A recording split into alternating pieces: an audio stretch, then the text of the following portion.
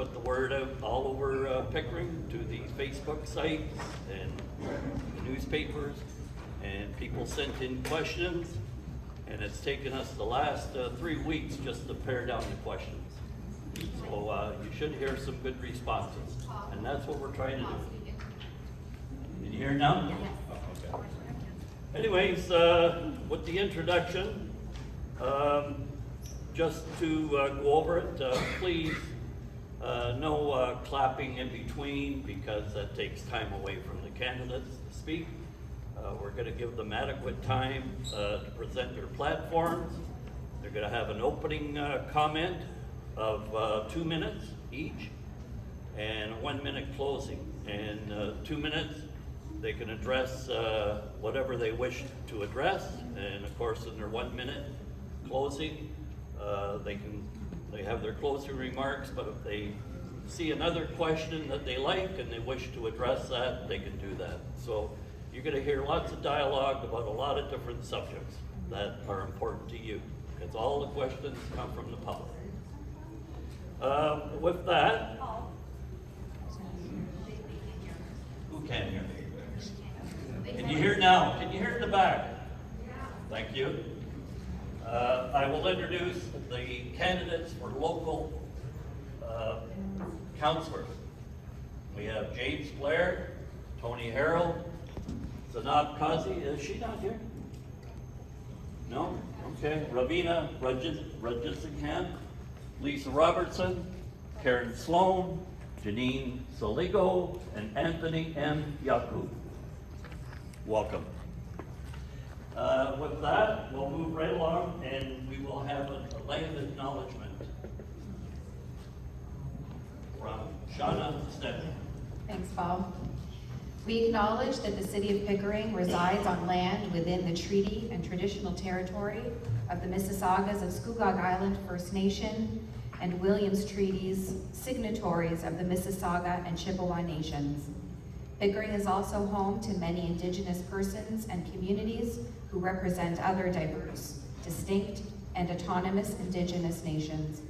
This acknowledgement reminds us of our responsibilities to our relationships with the First Peoples of Canada and the ancestral lands on which we learn, share, work, and live.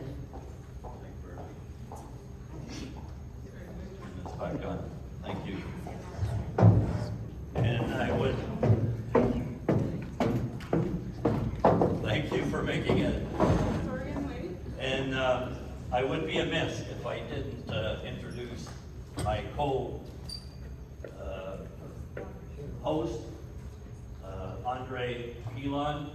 He's been here for the last 2.5 hours setting up all this electronics, and we had a little glitch with it as it happens, and so he hasn't had a chance to get home and put on his tuxedo. And I know we've all been cooped up for the last couple of years with the COVID, and you can tell I can't close my suit. I've been eating well.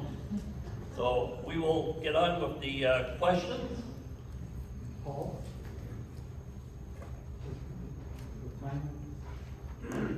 Very good. Okay, there's so many different loose ends. We have our timer, Llewellyn Pereira, and when the candidate starts talking, they have 2 minutes or 1 minute, depending on which end they're at, the start or finish. At 15 seconds left to go, he will hold up the yellow pie plate, and when their time is up, he gives them the red pie plate and the bell. Well, that's really technical. So please honor that system. That is something. If you want to borrow it, Wow. I must have been. So I don't know any of the questions. Well, I do know the questions. I have them here, but we're going into our magic fish bowl, and I'm going to pull a number out, and then one of our lovely ladies here is going to ask the question. We have Hervé Fernandez and Shauna Stanley as our two questions.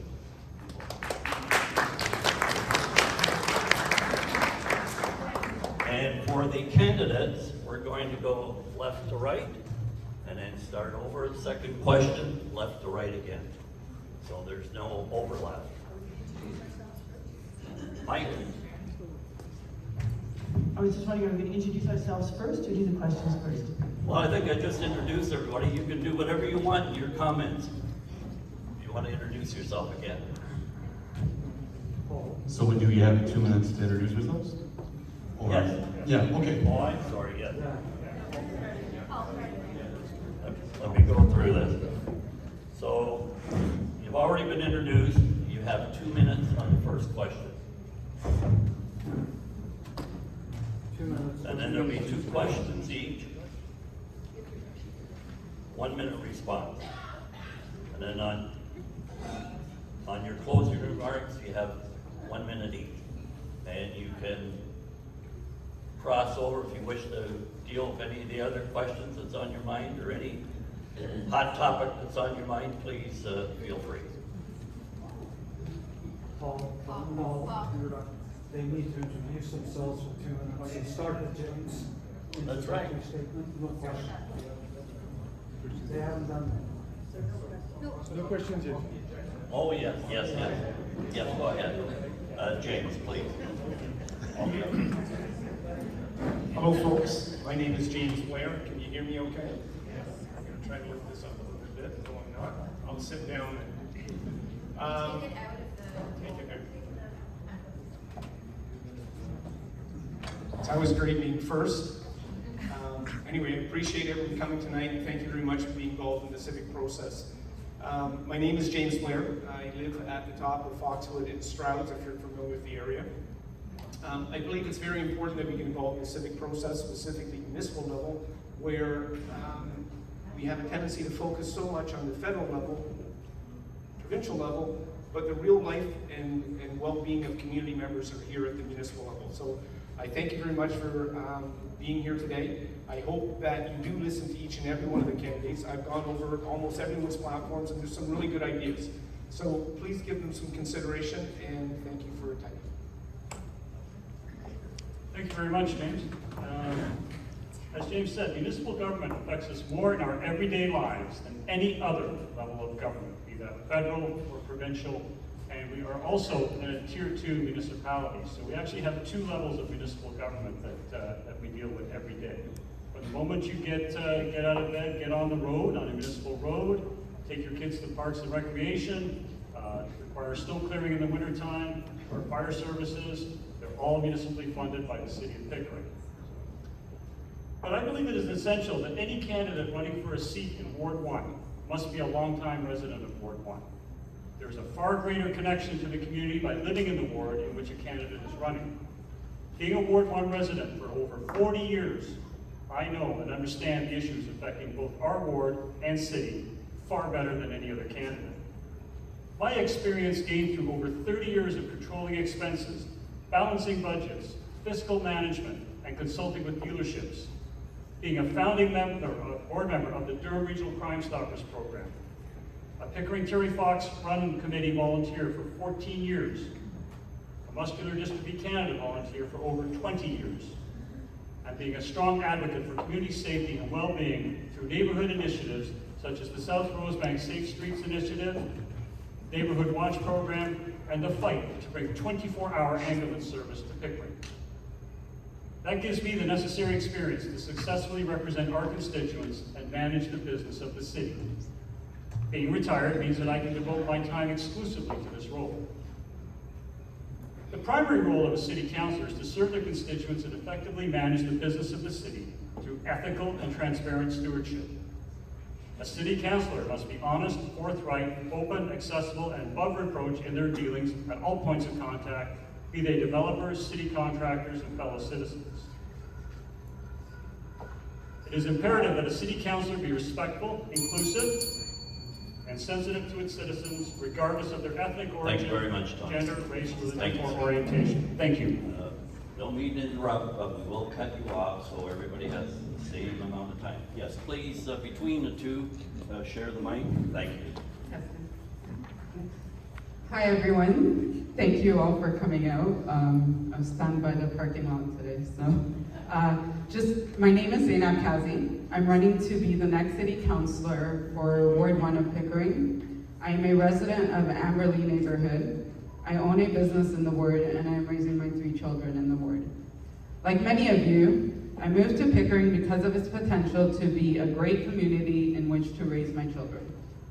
I'm running for city council because I care for the future of Pickering. The directions and the decisions that we make today will determine the future of Pickering, the future of our families and our children's families. My vision for Pickering is of a city that is progressive and prosperous for all, one that is intuitive about the needs of its residents above all else, one that is transparent about its decisions, and of a city that is effective in its communication. Pickering is facing new challenges, and we need new and innovative solutions. Here are some examples of solutions based on current challenges that I will bring to City Council if elected. I will help to implement policies and strategies for sustainable and practical development for any future development. I will work with developers to implement more renewable energy sources for future development. I will help implement a strong plan to help create infrastructure that is separated from roads to provide safe access for bikes, scooters, and wheelchairs. Providing alternative modes of accessibility is key to fighting traffic congestion.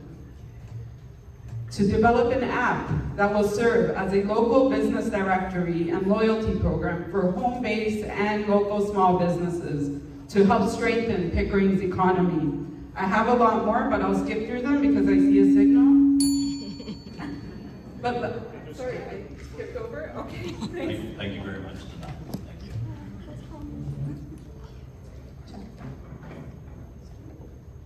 you. Good evening, everyone. It's a pleasure to be here today with the residents of Pickering and my fellow candidates. My sincere thanks to Fairport Beach Neighborhood Association and Pickering West Shore Community Association for organizing this great meeting. My name is Ravina Rajasingham. I'm a national cardiology clinical specialist and an academic researcher.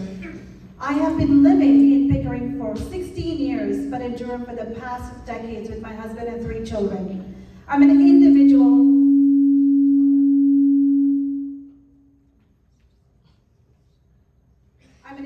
with transparency, demonstrate integrity, confident, ethical, respectful, trustworthy, and an excellent listener with immense passion to support and make a difference in our community that I'm part of.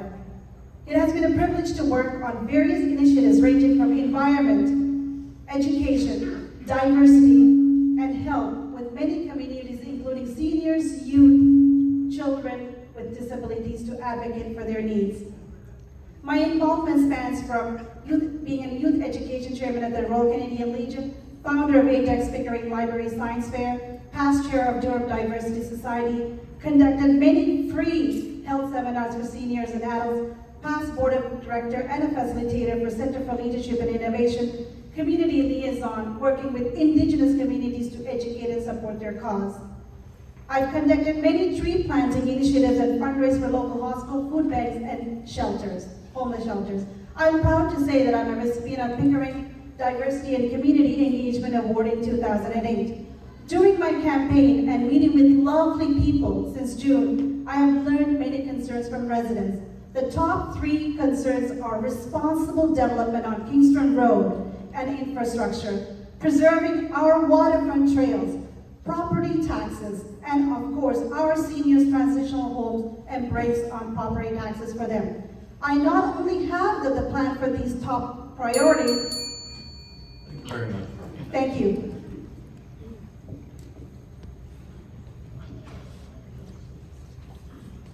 Hi, I'm Lisa Robinson. This election is the beginning of a significant change in our municipal government. For the first time in a long time, there's going to be no incumbents. Our city council is running for regional, and our regional councillor is running for mayor. I ran in the last municipal election back in 2018, and I narrowly lost to Maurice Brenner by only 174 votes, and he is now running to be your regional council. After that election, Sorry, I could hear him speaking. Could we stop the clock there for a second? That was very disturbing. Sorry. Sorry. After that election, I remained an advocate for the people and I went back to school. I graduated with honors with my paralegal degree and joined the Law Society, at which time I took an important oath not to pervert the law, to favor or prejudice anyone, and to conduct myself honestly and with integrity and civility. And that's exactly what I intend to do. I like to volunteer and run charities like my Halloween Haunt and Project Humanity to give back to those in need. My whole platform is designed to create... Sorry. It keeps cutting in and out. I'm not sure what's Yeah, happening. it keeps cutting in and out. Do you have another one? Maybe I can... Try holding it a little further away. Okay, perfect. I like to volunteer and run charities like my Halloween Haunt and Project Humanity to give back to those in need. My whole platform is designed to create a better, safer community for us all while protecting the environment. And as your city councillor, I plan on making crucial changes to our policies and procedures, so above all else, you come first. I have a plan to work with council to lower your property taxes. The casino brought in $5 million during the first quarter, and the projected amount is at least $20 million per year, and that's just a start. I don't see why we can't take some money from there, turn it into a grant, and give it back to you, the homeowner. I would like to implement a snow removal program for all residents, so you will no longer have to shovel your sidewalks or dig your cars out of the bottom of your driveway. And I would like to create free social events for all members and ages of our community. Mental health and physical health is on the rise, and I would like to support you and your family by getting out and having fun-free sponsored events. As for the uproar regarding the 75 high-rises, only a few of them have been approved, and the rest have been deferred and or are pending until council sits. Thank you very much, Lisa. And sorry for the poor mic, but please try holding a little further away from your mouth. I think maybe that's what it does. Thank you. Excuse me, Karen and the Wes, and I hold up the yellow because you read it. I'll just, one, to give you a waddle, and then, okay? Okay. That way, you're not interrupted. Good evening. Turn me farther away. Closer, farther. Good evening. I'll offer some insight into my background, which may help with going forward how I can use that in City Council. So I started my career back in Montreal, working for a major Canadian retailer. I was an HR manager. I was responsible for the implementation of several different point-of-sale systems. And my last position with that particular company, I was responsible for a multi-million-dollar supply chain portion of the company. So I'm used to managing lots of dollars, lots of people. So 12 years ago, I thought, you know what, I should probably put that effort into my own business. If ever there was going to be a time to do something for myself, I'm going to become self-employed. And so I opened the Pet Value on Kingston Road. I recognize many faces here tonight. And kind of put forward into all my effort into that business. It's not easy running a small business. If you know any other people who have a small business, I'm sure they'll tell you the same thing. And then COVID hit, right? And it was even more difficult. Suddenly I hear that the developer has purchased our plaza. And that means small businesses are going to have to find a new place to go. So, not finding anyone who was willing to put their foot forward and represent those small businesses, I thought, that's time for me to give back to the community. And so here I am, hoping that I can do for the community a service representing the small businesses, making sure they have a place to go, not just be chucked out onto the street after all that hard work. And as well the residents, don't forget, as residents, once those small businesses are gone, you'll have nowhere to shop. So here I am, hoping to represent you. Thank you.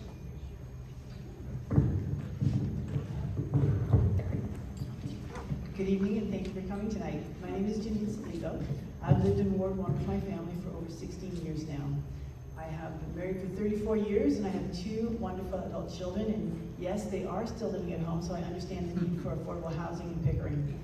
I never thought I would be up here doing this, but like many of you who are here tonight, I became concerned with the future of our city. And I realized that if I want things to change, I have to get involved.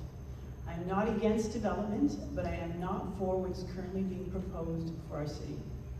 While I've been canvassing, the top three concerns that have come through to me have been, first, the future development of our city, specifically the intensification of the Kingston Road corridor, the desire for open, transparent, and accountable government, and the need to diversify our tax base so that we can reduce the burden on Pickering residents.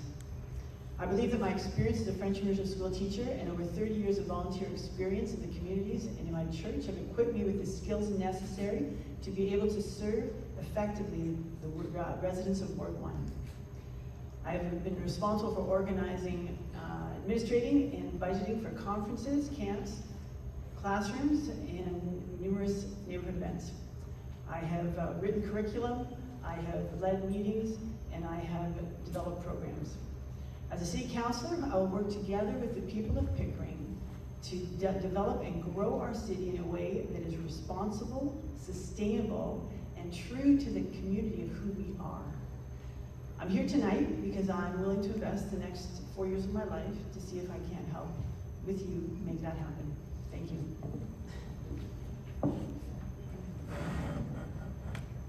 Good evening, everyone. My name is Anthony Yacob. I'm an economist, worked at the Bank of Nova Scotia for a couple years. After that, my sisters and I, we opened a medical center in Scarborough. As an economist, there's many challenges here, and we're taught to think of things in a little bit of a different way, but not in a radical way. For example, people never talk about how law enforcement has an effect on business investment here in the city. Right now, we have an 85 to 15 split in our tax base between residential versus commercial taxation. Any suburban municipality, the optimal number should be 70 to 30, and that should be our goal as a municipality. That's why I'm proposing a small business tax credit for any Pickering resident that would like to start a business here in the city for the first 3 years. Wouldn't be a direct cost and expenditure to the taxpayers, but it's a foregone revenue. But the hope is that will tackle two issues: to decrease youth unemployment and to also broaden our tax base to get that 70 to 30. When it comes to the Kingston Road Intensification Project, the question is this: do we have enough mobility on Kingston Road? If you want to build in an already built neighborhood, it is already saturated. That's a fact. The only question that we should be asking is, how can we increase mobility on Kingston Road? My answer to that is a subway. If we don't get a subway, then we should not break down our small businesses that are there right now. It'll only make the situation worse. That's my opinion. There's many other things that I'd like to talk about tonight, like the senior property tax rebate, making that accessible for every senior regardless of income, because in principle, a young guy like me, why would I save up for retirement if I'm going to be penalized for that down the road? These are the ways that economists think about problems, and I hope I can provide you some solutions. Thank you very much, Anthony. So now we will go into the magic question. We have the magic fishbowl. And James, first question for you is going to be L15. This is bingo.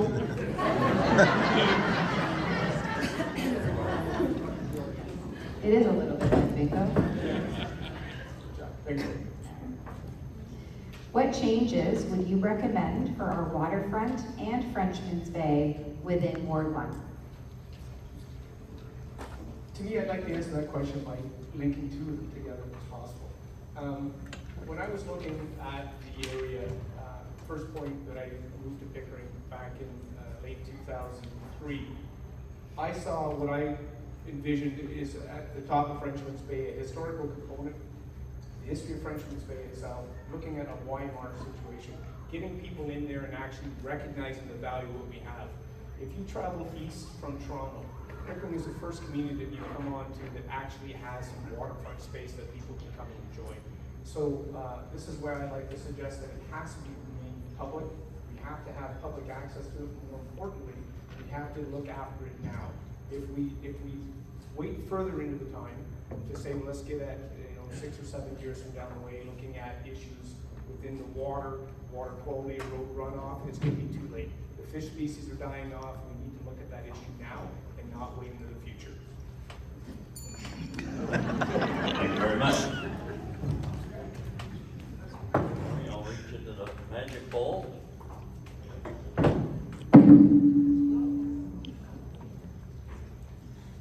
Your question is L12. L12, the city lacks an adequate policy on residential. They're gonna ask it. Okay, the city lacks an adequate policy on residential property land hardscaping, causing potential water runoff damage to adjacent properties. Would you support greater enforcement by introducing city bylaws? Well, a certain percentage of any residential lot needs to be protected to support good stormwater management processes. A best practices approach to this concern is required. Studies have been undertaken. I understand if you look at question L16, I think that speaks to that a little bit as well. Sorry, you okay? We're just trying to fix the audio. Oh, okay. Timekeeper, please start your minute over.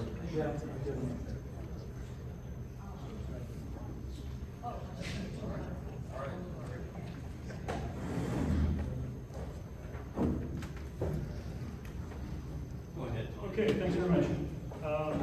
With respect to stormwater management, yes, it is a hardscaping of residential properties.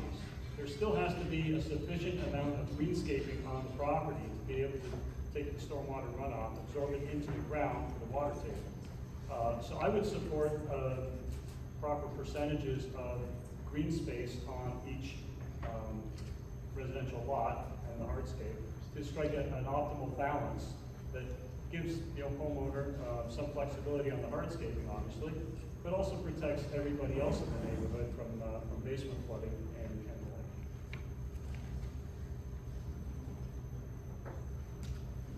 Thank you very much, Tony.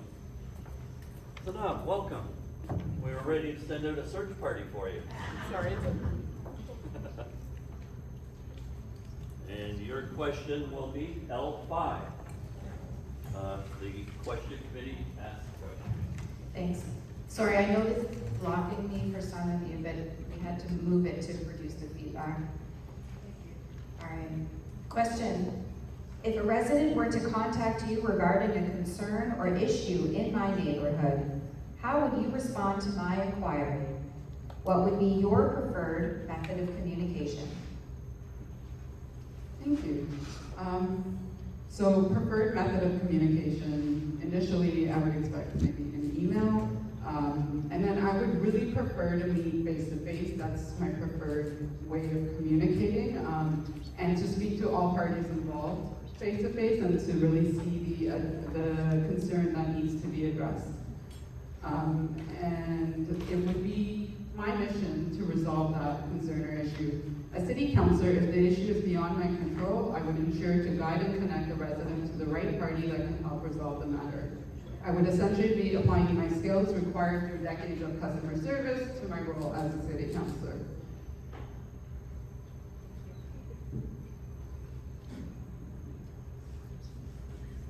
Thank you.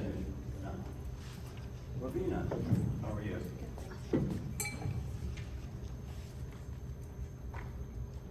And your question will be L1. Okay, so the roles and responsibilities of councillor are defined in the Ontario Municipal Act. What community service or experience do you possess that qualify you for that role? Well, thank you for the lovely question there. With my work and with my lot of extensive experience in the community, I have been working on advancing community objective for over close to 20 years. I would bring experience and leadership in areas of public policy and addressing residents' concern. I'm an out-of-the-box thinker that works well with others and bring this when working with other councillors to work for the best of Ward 1 residents.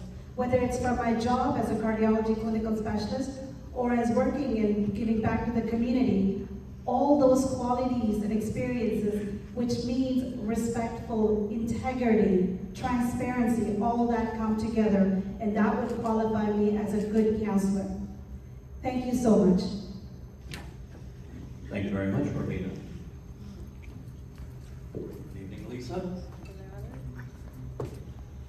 And the reason why I'm walking around with this ridiculous fishbowl is because I want the public Talk into to the see me microphone. pulling out the questions. So yours is L9. Would you support obtaining more speed cameras to facilitate longer periods in one location? Yes, I would fully support obtaining more speed cameras to facilitate longer periods in one location. This should be done to address the increasing number of community safety zones alone in Pickering. These cameras come at minimal cost to the city because these cameras are rented from a company and gets paid by being given a percentage of the revenue that they bring in. By using the statistics of the speed boards, we will have the ability to increase the number of cameras, facilitate them for longer periods of time, and generate another stream of revenue into the city of Pickering. And more revenue equals more services like free social events and the snow removal program. I would like to extend to all Pickering residents, so you no longer have to shovel your sideways again and dig your cars out of the bottom of your driveway. It's a win-win. It's a safer community and a healthier community. Thank you, Lisa. Okay, Karen.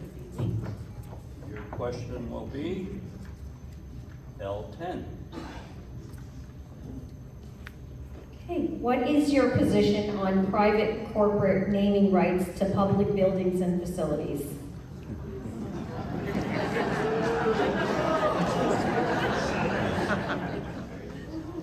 Actually, I know that's a really contentious issue because I've heard many times people come in the store and ask, why on earth do we have to put the name of a developer on the outside of our beloved rec center? But you know what, at the end of the day, they paid $6 million. And that $6 million is $6 million that didn't have to come out of your pocket to renovate this older rec center. So I know that it has a bad feeling that we feel like we've given up something to a developer, and that's another story, right, about developers. But, you know, look around at the hospitals. They have wings named after people because it pays. Libraries get named after people. At the end of the day, it's a revenue stream that the money doesn't have to come out of our pocket. Thank you very much, Karen.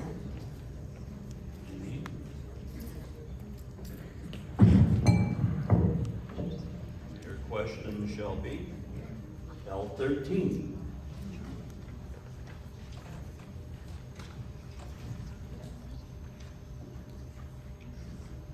The Committee of Adjustments have denied minor variance applications that were approved by Planning and Development Department. Historically, some applicants then go to the Ontario Land Tribunal for approval, but the city doesn't send anyone to defend the Committee of Adjustment. Are you aware of this, and how would you address it? Yes, I'm actually intimately aware of this because I myself was involved in such a situation. I believe that it is the city's responsibility to defend the position of its committees. And if we aren't willing to defend and stand up for the small decisions, how can we expect people to believe that we'll stand up and defend against the big ones? So yes, I'm very much in favor of defending the decisions that our communities make. Thank you. Thank you very much, Janine. Anthony, oh, you don't get the reading. Taking my job away from you. Your question is L14.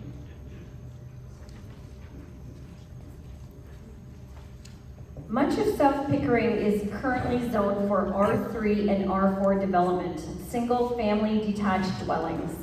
Developers want to squeeze in larger homes on smaller lots and subdivide single lots for 2 dwellings. In light of Pickering's infill and replacement housing in established neighborhoods planning recommendations report, August 2020, and the Ontario Housing Affordability Task Force report, February 9th, 2022, Do you have an opinion on redevelopment in established neighborhoods? Absolutely I do. Now, the first thing is this. I firmly believe that we have bylaws for a reason, and when people come in and buy a home, and if it's zoned for a single detached family home or a semi-detached home, we should not be changing that. And if there is a change, the only people that should be able to allow that change should be the community itself. We should be having tribunals of community members, just like Pickering West Shore and Fairport Beach, on our adjustments committees. Our adjustments committees right now are underfunded and do not have enough people. They pay $100 per session. We have 5 people trying to process applications for minor variances across the entirety of the city.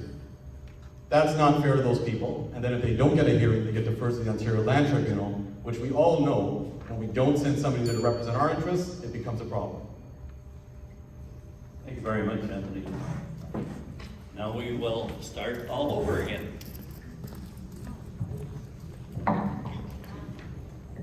Okay, next question is L2. What form of development is acceptable on Kingston Road outside of the city center boundaries? That's the hot topic that everyone wants to know about, and unfortunately I do that question. But it's true. We do not need, and I mentioned that we do not need to become the next Mississauga.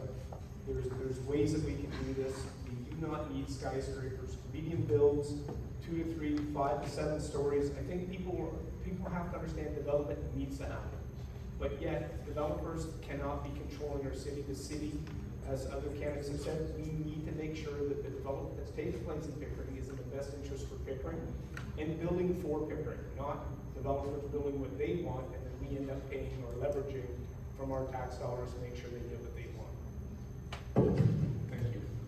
Thank you very much.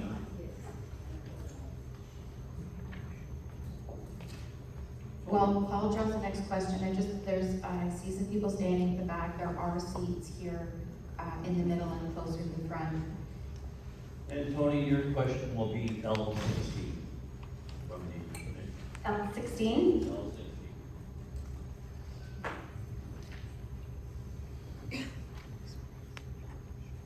Okay. Would you support implementation of the recommendations of the MMM Group Limited Stormwater Master Plan Frenchman's Bay Watersheds City of Pickering Report, dated April 2009, completed within 5 years? Thank you very much. You know, I've lived in Ward 1 for over 40 years, and grew up in West Shore, and my parents' basement in West Shore was flooded a number of times because the stormwater management at Frenchman's Bay was not effective enough to take away from the massive rainstorms that we had a few times. And I'm sure there's probably people in this room who suffered some serious issues as a result of that too. So looking at that report, and it's quite a lengthy and detailed report, I went through it the other day. I'm only on page 200 out of 500, by the way. But anyway, seriously, it's high time something was done on that front to be able to divert away the water effectively and environmentally safely as well. Okay, thank you. Thank you, Tony. Next on is coming. Let's see. L4. What is your vision for the West Shore Community Center? Okay, so the demographics of West Shore and Fairport includes young children, teens, seniors. My vision is to create a true community center, a center that has programming and resources that are required by the local residents. The key is to consider input and ideas from the neighboring communities to assess its needs. My vision of a great community center includes a space that is safe, welcoming, and accessible for its residents. And then, more specifically, amenities would be based on the community demands. Thank you. Thank you very much. Rosina? Your question is L8.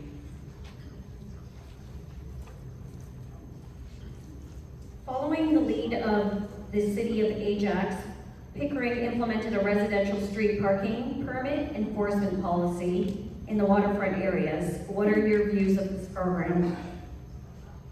Thank you for the question. I think I drove with somebody along the West Shore area, and I was devastated to hear that during COVID there was a lot of people from outside really destroying that area. It was a beautiful area. So I think having this program ensures that we are prioritizing waterfront trails to be enjoyed first by our Pickering residents, and that we are monetizing much needed revenue for cities. So basically, I would, if people were to come from another city, they would be paying for their parking spot, and it allows our people to come in and take an advantage of what we have. I would propose that this revenue is used for revitalization of the waterfront and trails that we explicitly mentioned that in our communities, and we charge for parking. So basically saying that it would be first enjoyed by our citizens. Any revenue that we get, we can use to revitalize that area. Thank you. Lisa, your next question is L7. Council will be faced with inflationary pressure when preparing the 2023 budget, while also facing calls for enhanced services, improved infrastructure, free programs and events. How do you believe this should be handled? How will we balance the budget? There is absolutely no question that the council will be faced with inflationary pressures when preparing the 2023 budget.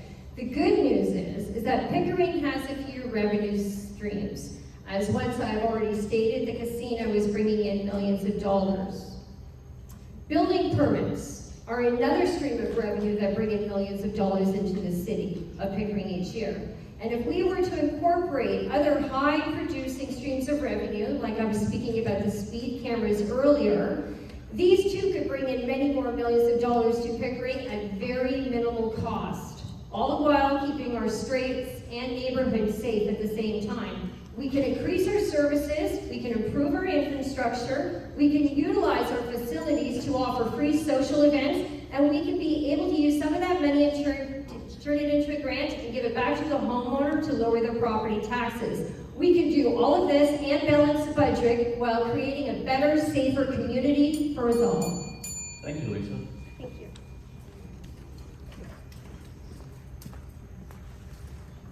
Karen, your next question is L6. Would you advocate for a review of the allocation of outdoor recreation facilities to reflect the changing demographics of our population? Examples are pickleball courts, tennis courts, basketball courts, soccer fields, etc. Yes, I would advocate for the review of allocation of recreation facilities.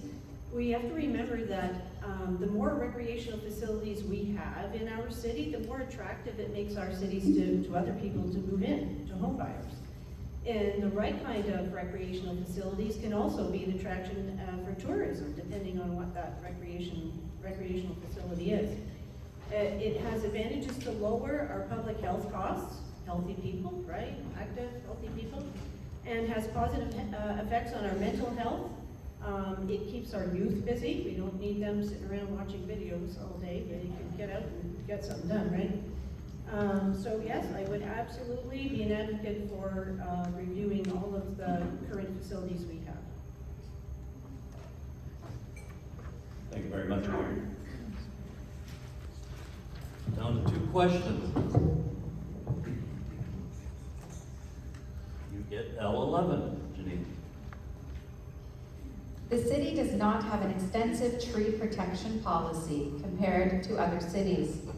Would you adopt a more comprehensive policy? Once again, I have to say definitely yes. I've had that happen on my street where I've seen mature 50, 60-foot trees just taken down in a matter of hours, and it was quite horrifying, and we were powerless to do anything about it. So I believe that we must ensure not only that we create bylaws that protect our trees, but that we actually then have the power to enforce it and make sure that we have the people there to follow up. Because unless we can enforce it, the bylaws are useless. So yes, I'm definitely in favor of protecting our green spaces. Trees are what make a city street just so beautiful. So thank you. Thank you, Janine. Anthony, last question for you, sir, which is L3. Okay, should senior centers be located centrally in one large facility in downtown Pickering, or be located in smaller facilities in residential neighborhoods? Yeah, so the first thing I'd like to talk about is this. I have personally hit over 7,500 doors on my own so far this campaign, on my own. The first option they should have is the ability to stay in their own home first. I have seen so many people being priced out of their home, and it isn't because of the city levy, it's because of the reassessment value. My long-term vision for the city is when you buy a home, that purchase price should be your assessed value for the remainder of the duration of your stay. My dad's a brake press setup operator. He makes $40,000 a year. He can't buy the same house today. His house and our house is worth over $1 million. He can't buy that house, and he can't take out a brick from that home and sell that one brick for $100,000. So the first thing is, let seniors live in their own home by keeping up the senior property tax rebate for everybody, and keep it up with the cost of living, especially that reassessment value, which is that 4% that kills our seniors and kicks them out of their own home first. Thank you very much, Anthony. And now we will start all over again with the closing.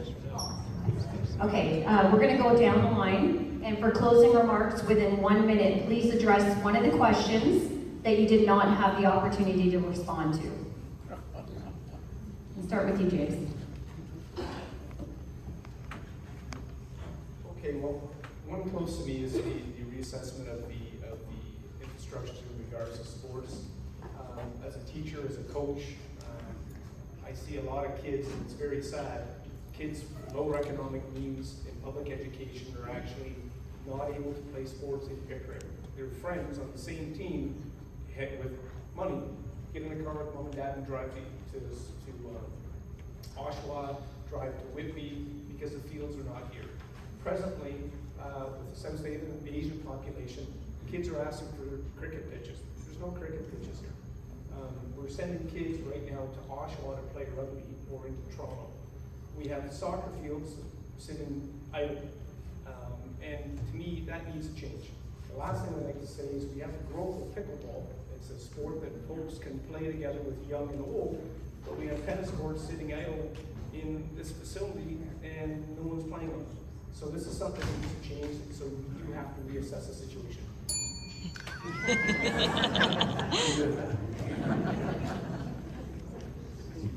Thank you very much. Just to answer question L3, in all due respect to Anthony, I don't think he actually answered the question. I think he was talking about something at a higher level that would affect that. But the question is, should seniors be centrally located in one large facility in downtown Pickering, or be located in smaller facilities in residential neighborhoods?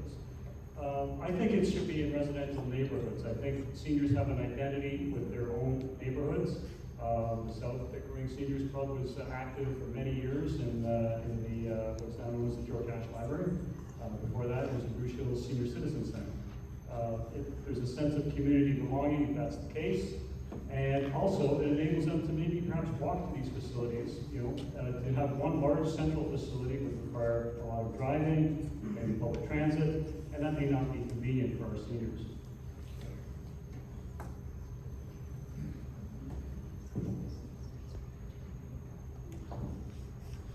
I'm sorry, do we have to go back to one of the questions, or can we go back to like my intro, which was cut off? The intro was a question, you can go back to your intro. Okay, great.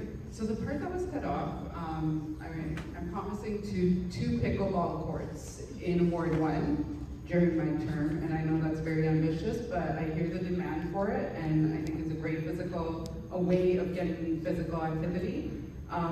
I just want to say, not only do I have the perspective of a mother, a homeowner, a community activist, But I also own businesses. I've been on corporate boards. I've been on, nonprofit boards. And I understand what this job entails, and I come well prepared. Thank you.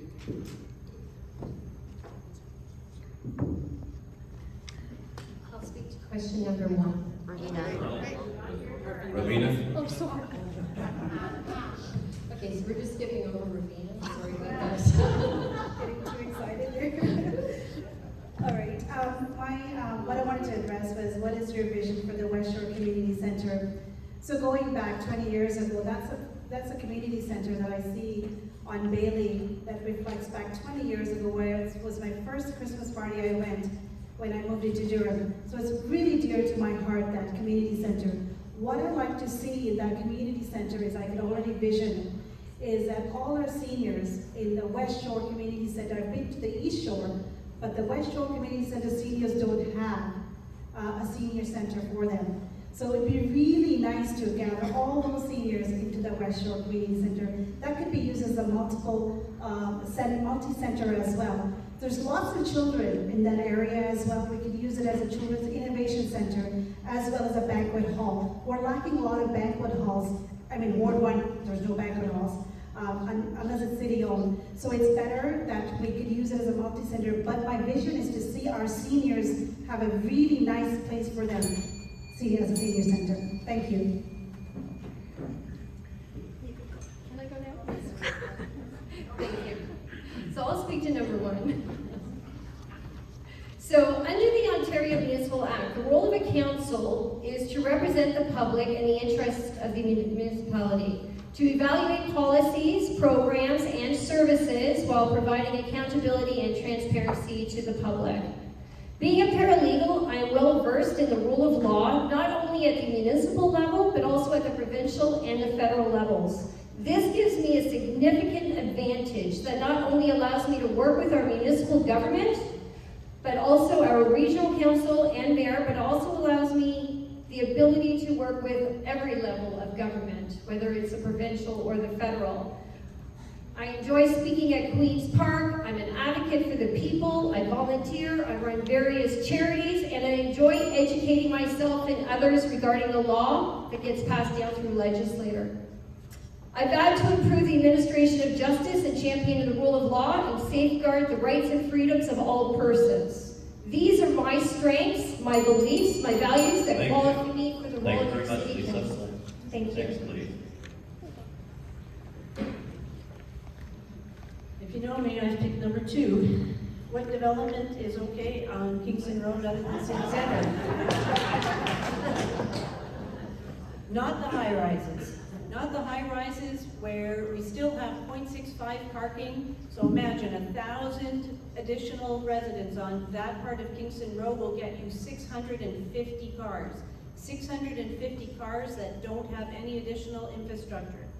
The other issue, of course, is even if we talk about reasonable development, which is what it should be, not towers, you have to consider that what that means is all of the businesses on Kingston Road will have to move, all of them, gone.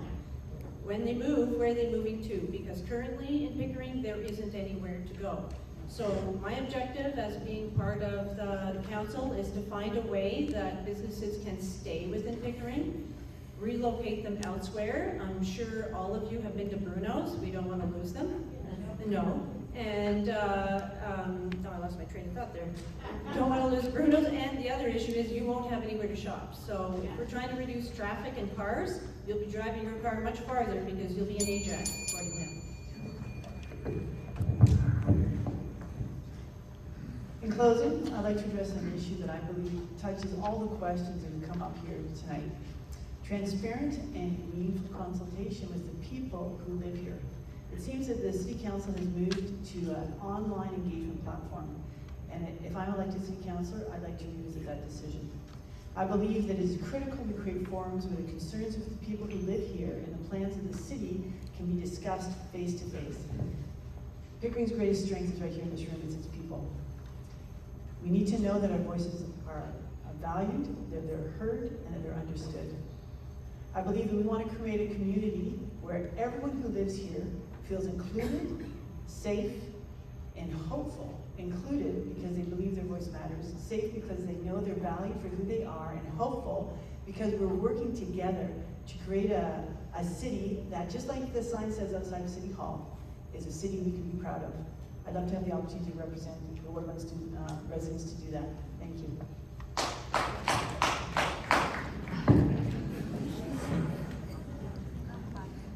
Well, first off, you're absolutely right there, Tony. To answer the question, the first primary thing is to give seniors the option to live in their own house first. And then if you want to have the ability to go into a retirement home or a senior living, you should have the ability and flexibility to go and choose what you want for yourself. Whether you want to live in a city center, or whether you want to live by the lake, or somewhere a little bit more rural. You should have that flexibility to choose what you want in your life. But that first thing, your home, you should have the ability to stay there too. That's what I firmly believe. When it comes to other things like parking, when it comes to that idea, and how we're looking at that as a city revenue generating topic, and same with photo radars, we're missing the point. It's about community safety and not having overcrowding on the lake. We start to divert things and the priorities and start shifting into other things. Last thing I would like to say, because the time's almost up, I thank everybody for coming out tonight. Thank you for Pickering West Shore, Fairport Beach, for having this debate tonight. Thank you to all the candidates. Much appreciated. Thank you, everyone. Thank you very much. Ward 1 Council candidates, I really appreciate your informed responses to the questions. And how about a big round of applause for